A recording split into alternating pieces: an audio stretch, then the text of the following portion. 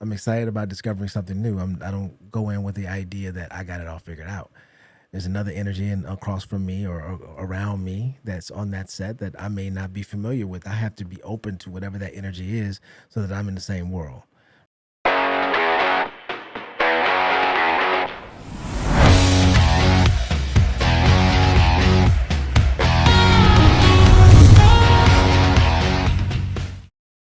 Hey, everybody. Welcome to today's episode of Talent Agent Talk, where we are bringing you real life stories behind the scenes of film and television and educational lessons that come with it. I am your host and a talent agent, Jason Lockhart. And today I have a really badass guest in Mr. Keith Arthur Bolden. Hey. Keith is also a professor. He's got a really long career. I mean, I feel like we've done over 40 deals in 7 years. Man, you keeping count. I mean, it's a lot. It's getting up there. It's a lot. When I look at my IMDb, I'm like, wow, is that me? That's the kid who moved here with maybe 4 or 5 credits. That's unreal. So Moved to Atlanta with 4 credits from LA, right? Yeah. No, 4 or 5, maybe 6, and now it's over 60. So that's all Atlanta. Why do you think that is? What do you do? The timing. I moved. We moved to LA too late. We left New York too soon. Moved to LA too late. So we moved out of New York right before things were about to pop with some television things, and then LA right before the writer's strike. And so the television changed after that, or the actor strike. It was a writer's strike back then, yeah. And so then we moved to Atlanta, and Atlanta was perfect at the time with my resume of being in theater in LA, New York, Chicago, and now moving to Atlanta. Just like my resume just looked different. And so we were already self-taping at that point. I just bought some equipment, so we came to the region ready. We're just ready. And I see it, and I feel like you dominate your competition just in the choices you make. You know, I will watch a whole bunch of auditions, and you're playing at a whole other level. You really are, and I think that I would attribute that to creativity. I think that it's not just about the choices; it's about letting yourself be creative because you seem so creative. Yeah. And I know you have the theater background. I've got mad respect for that. Yeah, but it's what you do. I'll never forget this one audition you did. It was for Dashing Through the Snow. And you were playing like the crosswalk guy where the kids have to go by. Okay. And even though we didn't book it, which blows my mind, like, it happens. Come on, Will Packer. It happens. It happens. No, Nothing But Love is a good film. But you had like music in your ears. Oh man, do you remember that? It's like you weren't wearing earbuds, but like you could hear the music. Do you remember what I'm talking about? Not specifically, but I'll tell you this. So I did children's theater. Like as an adult, I did TYA, Theater for Young Audiences, where I toured around the country doing theater for young audiences. Did that for 3 years. And when I lived in New York, beating the street, going to auditions, EPA, morning calls, 5 a.m., 6 a.m. Sometimes I would always have headphones on, but sometimes I wouldn't. But somebody said, you always look like you got music going on in your head. And in my head, I feel like I'm Shaft or Keenan Ivory Wayne's character, and I'm going to get you sucking. There's a band behind me playing some music, brother. And there's I love that. There should be. There's something going on in my head. I'm just, and within that, I'm seeing the world in different colors. And like, for me, New York was a maze. I would use Times Square to get through people and stay agile in that way. I just stay youthful. I love that, man. Stay youthful, yeah. Well, I definitely want to talk about Cobra Kai because I feel like you are known as Daryl on Cobra Kai. You know, you've been on it since the first season, and now we're a recurring guest star. Yeah. Take me back to that audition. Do you remember that audition? No, because I didn't audition for that character. Because it was something else, right? It was something else. I went in, and because we were auditioning in person back in the day. I had a callback in person, and I remember going in. I remember, oh my God, Tiffany Hobbs was a casting associate at that time. I remember I had just met her. She checked me in, and I went in and did a little bit of improv with this car salesman, who eventually I didn't get it, but they just didn't do the character at all. But they liked me, and so they found something else for me. They said, well, he's on the board, but he had a name. So I was like, oh, he has a name. Okay, it's a co-star. He has a name. At least he has a name, so he may have more. And so when we all came in, the committee, we just all gelled. We just liked each other. We all had theater backgrounds. We were silly. We were able to kind of jive with each other.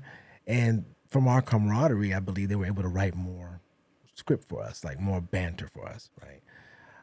And then they asked me what I like to do the ring announcing. I was like, oh, what? Yeah, sure, I'll do it. It's iconic. Yeah, man. I was like, you were, because we talked about on set at lunch one day. We talked about how big of a fan of the movie I am. We talked about specific moments in the movie and then the fight scene.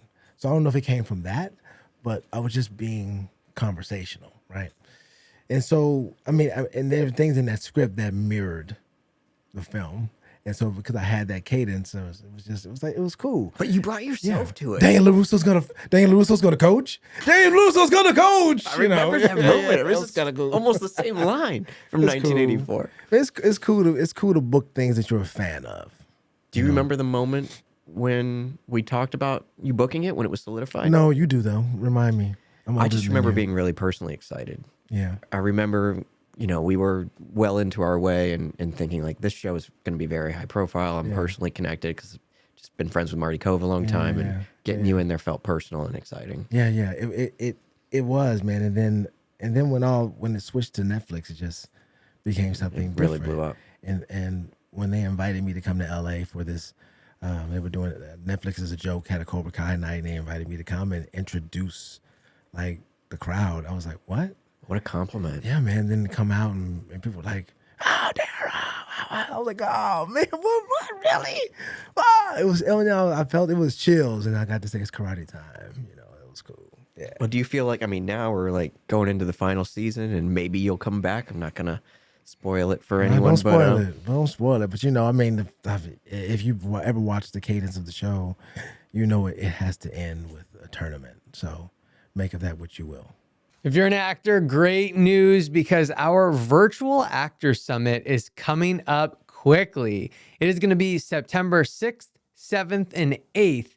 And early bird pricing is right now, but I'm also going to throw in a $15 promo because you are listening to this podcast.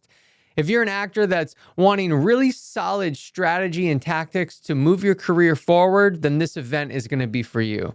Just imagine a 3-day virtual event that's completely immersive, meaning there's going to be participation with different instructors. You're going to be actually working on auditions. You're going to be able to meet other community members here in the Southeast and industry pros that can help give you the knowledge and wisdom to move your career forward. So if this sounds like something that you think would be beneficial to you, head to the link in the description right now. Don't forget to use that $15 off promo code, and I can't wait to see you at our virtual actor summit coming up. Let me ask you, because you've been on it for years. Yeah. Is there anything that you have learned in your actor journey or in your professional journey that this show has helped teach you that maybe our audiences could benefit from hearing? Yeah. I learned that specificity and repetition are really important in gesture work. So I'll say this. If I go in, if there's a master shot and I have specific gestures in that master shot, I'm going to stick to those when it comes to my close-up and my coverage, right? It might grow with intensity or less intensity within the framework of that. If this gesture is that gesture, it may get lighter. It may get more intense, it may get slower, but it's going to stay in the world of that so that I don't end up on the cutting room floor. Because if it doesn't match, they can't edit around you. And I've been given that compliment by a few editors. Like I'm really able to edit around you. So yeah.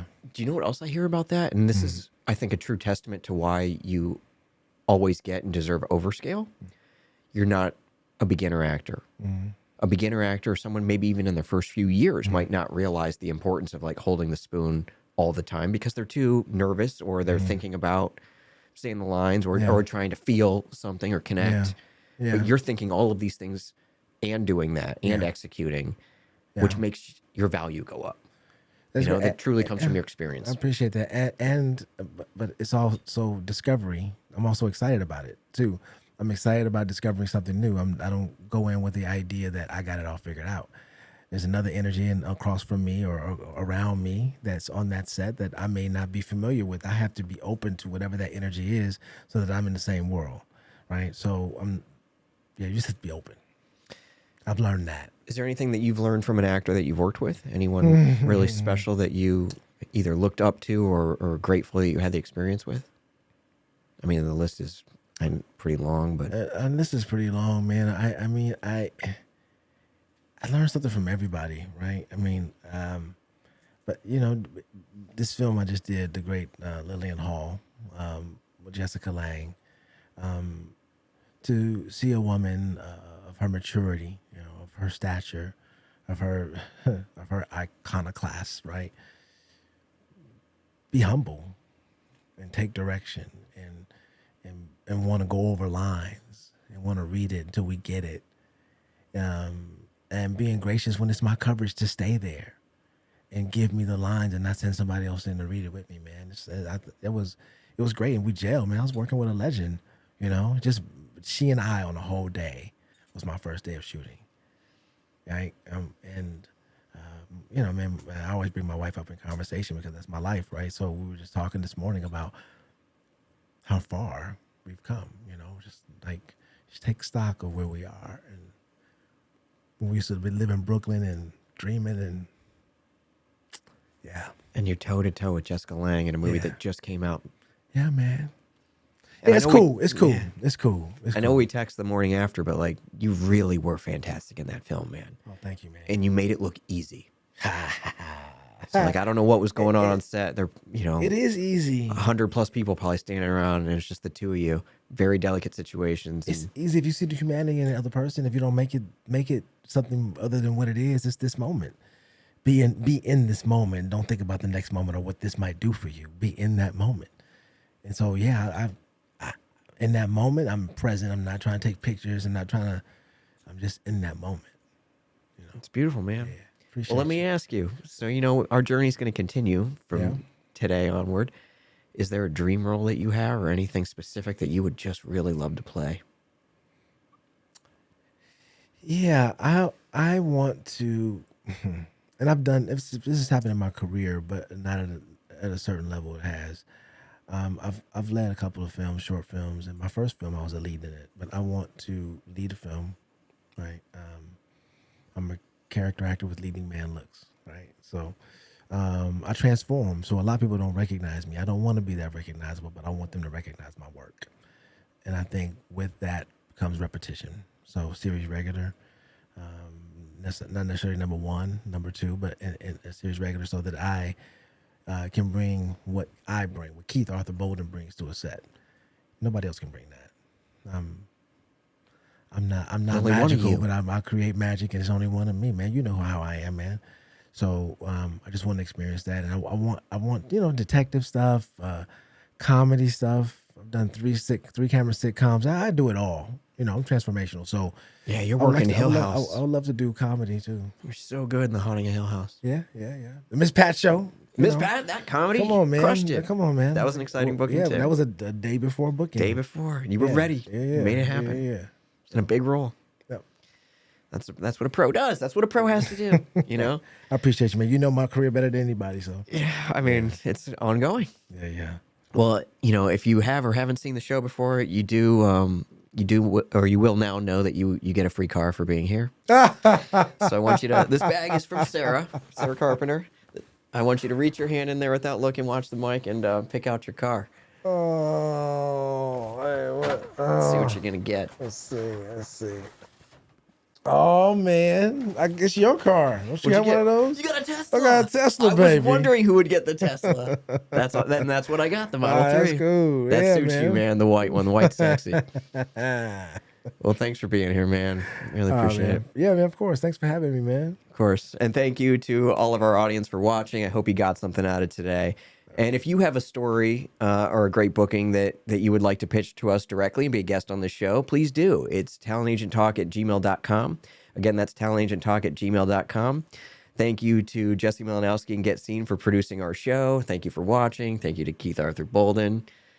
Appreciate you, man. Appreciate you, brother. Thank you. Congrats. Thank you. Take care, everybody. Thanks again so much for watching. And if you loved that story and were interested to learn more about the casting office that actually cast that show, then I have some really cool news because our sister show, Get Seen Unscripted actually had them on the show. So you'll see it right here.